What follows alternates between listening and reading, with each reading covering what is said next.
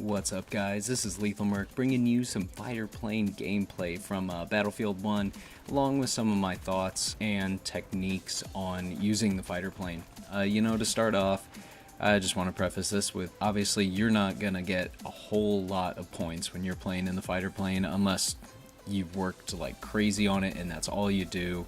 You just sit in the spawn and wait for that fighter plane to show up, and you can't really rack up kills as much as you can in the fighter plane like you do in the attack plane, or the bomber for that matter.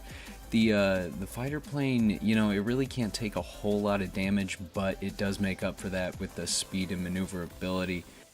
The fighter plane has some different options that you can use. I personally prefer the trench fighter variant way over the other ones, just so I can have that versatility to attack the infantry targets, especially on games like Operations when they bunch up, and you can kind of pick out those different paths that they're using to attack or defend objectives even. As long as you have teammates on the ground, spotting for you, you squad up with some of your friends, and if they're spotting infantry for you, that's when you get a lot of kills in the fighter plane. Like I said, especially in the trench fighter, if you even spot from a ways away a bunch of enemies taking an objective, or if your ally fires a flare gun, you'll be able to spot all those enemies, and oftentimes I've found that you can get many kills at once.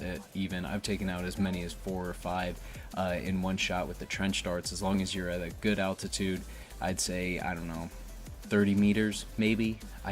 I'm not really good with measurements, but 30 meters maybe, and you can take out a lot of infantry. And obviously you're not going to do any damage to tanks. You're just going to have to leave that up to either attack planes, bombers, or your own infantry. As far as taking on other planes in this game, I found that, using the rules of fighter engagement actually do work in this game.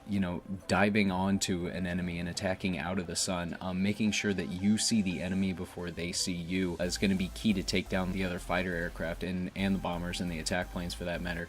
And I recommend switching between first and third person quite a bit. First person is going to give you the ability to look around, look behind you using that kind of pilot view, and then third person is going to give you a lot of peripheral vision. So if you're trying to evade someone, you're not flying in a straight line and trying to look behind them, which you never should be doing if you're trying to evade an enemy. But if an enemy does get on your tail, you're going to want to go into that third person, or if you're on an enemy's tail, you're going to want to go into that third person, so you can kind of keep tabs on them and be able to evade or get on their tail and take them down.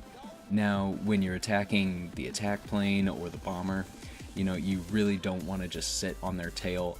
If they have a gunner, that gunner is going to take you out. Even with the new patch, I know it did nerf the LMG and the tail gun quite a bit, but they're still pretty deadly. I've found that it's best to come in from almost straight above and dive down on them, get that speed. You're not going to take them out in one shot or with a prolonged shot like you could if they didn't have a gunner and you were on their 6. But making multiple passes, doing those hit and run tactics against those bombers, that's going to clear the skies out for you, and then you'll be able to switch to your exploding trench darts, I think they're called, on your trench fighter, and you'll be able to take out some guys.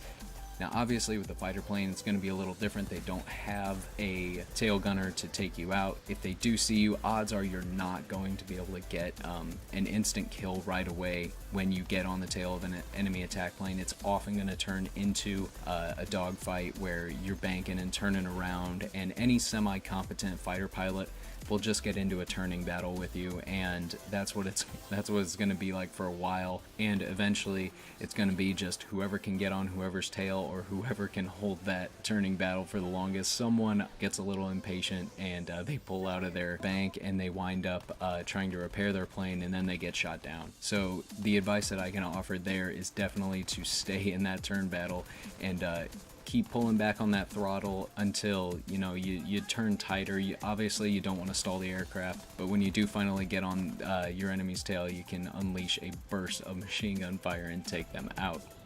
I have heard that air superiority mode is coming in January, so maybe this will help prepare you a little bit.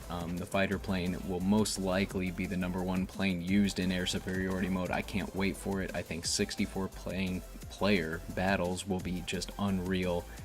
planes swarming throughout the sky and, you know, shooting each other down. I think that would be so cool. Maybe some Zeppelins in the mix. But anyways, guys, like I said, if you haven't yet, make sure to like, comment, and subscribe if you like content like this, and have a great one.